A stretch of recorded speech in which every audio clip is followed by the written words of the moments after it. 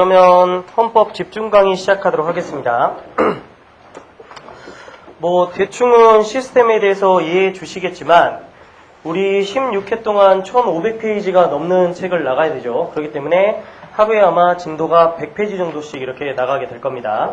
그 다음에 상당수는 아마 수업을 들었던 사람들이 다시 듣는 분들이 많을 텐데, 지금 여러분들이 이제 처음 들어오시는 분들은 생각을 잘 하셔야 되는 게, 요 16회 만에 전진도를 다 나가야 되기 때문에 앞만 봐도 내가 헌법 강의를 처음 듣고 있다라는 분들은 이 강의를 들으면 안 돼요. 그죠? 그래서 그분들은 기본 강의나 이런 것들을 차라리 동강 듣는 게 낫습니다. 최소한 여기 앉아있는 분들은 헌법 강의를 한 번 정도는 들었다, 이런 걸 전제로 이제 수업을 하게 될 거고, 그 다음에 자세히 설명하거나 깊게 들어가기는 많이 어려워요. 즉 하루에 100페이지씩 정도 나가려면 아무리 봐도 중요한 것들 중심으로 이렇게 나가게 되는데, 다만 포인트는 일반적으로 한 번이라도 수업을 들었던 사람들은 주로 이제 모강을 대비할 때 판례가 모자라서 틀리기보다는 주로 통치구조라든지 아니면 부속법령, 여기가 이제 보통 취약점이 된다는 거죠. 그래서 상대적으로 뒷부분을 좀 더 이렇게 시간이 많이 할애될 수 있습니다. 그죠? 앞부분보다는, 앞에 있는 판례 중심보다는 오히려 그 뒷부분들이 중심이 될 것이고, 그 다음에 물론 중요한 것들은 거의 다 이제 설명을 드릴 거예요. 다만 하여튼 집중 강의다 보니까 건너뛸 부분이나 이런 것들은 꽤 있을 거다, 이렇게 얘기할 수 있겠습니다. 1장의 헌법과 헌법학이죠. 그 다음에 기본 강의 때는 여러분들에게 이해를 돕기 위해서 농담 같은 것도 많이 했지만, 점심, 오전 괴로운 시간이겠지만 농담도 거의 없을 거다. 그죠? 그럴 시간이 마땅치 않아요. 그죠? 그래서 아마 기본 강의 들을 때도 전광석학처럼 이렇게 빨리 나가는데, 지금은 거의 빛의 속도를 이제 보시게 될지도 모릅니다. 하여튼 진도는 될 수 있으면 크게 안 밀리고 정확하게 나가 드릴 테니까 포인트 중심으로 잘 체크하시면 되겠어요. 자, 1장과 헌법과 헌법학 보시면 형식적 의미의 헌법과 실질적 의미의 헌법이다, 이렇게 얘기하죠. 간단하게 얘기드리면 형식적 의미의 헌법은 뭐예요? 헌법 전에 있는 것, 이렇게 얘기하고, 그 다음 실질적 의미의 헌법은 뭐죠? 국가와 국민 간의 관계, 그리고 국가의 조직 구성 운영, 이런 것들 얘기하는 것이다. 상대적이지만 거의 중요도가 낮다, 이렇게 하죠. 최근에 출제된 바가 별로 없다.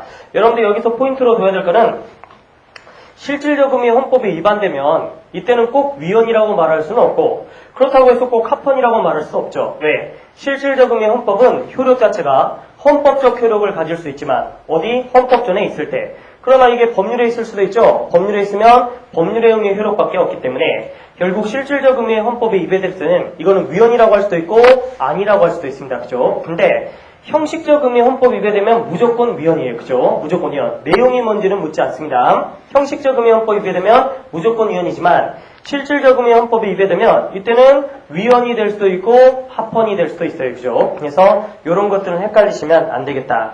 어차피 이거는 그렇게 중요한 게 아니니까 이 형식적 의미는 넘어가고, 그 다음에 근대 입헌주의 헌법과 현대 사회국가법을 보도록 하죠. 기본 강의 들었던 분들은 아마 단권화 자료가 있을 것이고, 그 다음에 새로 들으신 분들은 아마 받았을 겁니다. 이 표를 한번 보죠. 우리 근대 입헌주의와 현대 사회국가법. 앞부분에서 그래도 참 중요한 중에 하나가 바로 근대 입헌주의와 현대 사회국가법, 이 내용이죠. 그래서 최초의 헌법을 보면 버지니아 권리장전, 그리고 바이마르 헌법이다. 버지니아 권리장전에 뭐가 들어갔다? 처음으로 기본권, 권리라는 말이 들어갔다는 거죠. 그래서 이게 이제 근대 입헌주의 최초다, 이렇게 얘기하고, 현대 사회국가는 뭐가 들어왔어요? 바이마르 때 사회적 기본권이 들어왔다는 거죠. 그러다 보니까 요때 현대 사회국가다, 이렇게 얘기할 수 있겠습니다. 인간상과 주권론을 보니까 추상적 인간상, 형식적 국민주권, 이렇게 얘기하죠.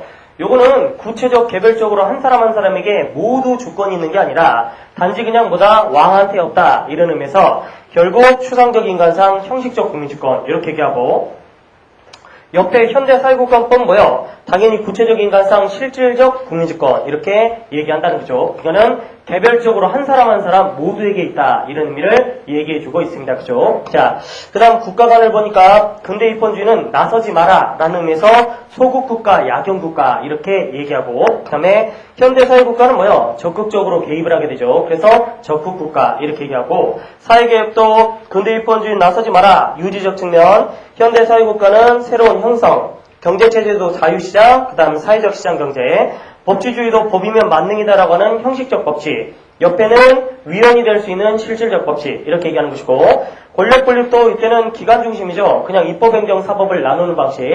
그러나 오늘날에는 기능 중심이다. 그래서 정책을 결정하고 집행하고 통제하고 레벤슈타인이 그런 얘기를 했다는 거죠. 그래서 이런 방식이다 라고 얘기합니다. 기본권의 본질도 당시에 천부적 권리고 자유권 중심이다. 또 여기서 재산권 중심으로 얘기하는데 현재 사회국가는 거의 통합주의가 대세가 되다 보니까 결국 이 공감대적 가치다. 그리고 기본권적 효력도 근대 입헌주의는 주관적 공권성만 얘기하죠. 그러나 오늘날은 대사인적 효력까지 얘기한다. 주된 기본권도 자유권, 여기는 사회적 기본권. 재산권은 불가침, 절대적이지만 옆에는 상대적인 것, 즉 제약이 가능하다. 이렇게 얘기하고 있습니다. 자, 특징을 보면 기본권 보장, 국민주권, 권력 분립, 그 다음에 성문헌법, 경성헌법. 다만 우리 출제된 것은 국제평화주의는 아니다. 그 다음에 양원제도도 아니다. 그 다음 뭐 대통령제나 의원내각제는 이 근대 입헌주의나 현대사회국가랑 전혀 상관이 없다. 이렇게 얘기할 수 있겠죠. 그 다음에 현대사회국가의 특징은 국제평화제도. 특히 3번이 중요하다. 헌법재판은 실질적 법치를 추구할 때만 가능하죠. 그죠? 그래서 이 헌법재판제도가 이때 들어왔다. 또 사회적 기본권. 이렇게 얘기하고 있습니다. 우리 당근화 자료에 있는 이 표는 아주 중요하다. 그죠? 앞부분에선 제일 중요한 부분이다. 이렇게 얘기할 수 있겠습니다. 넘어가시면 책 5페이지죠.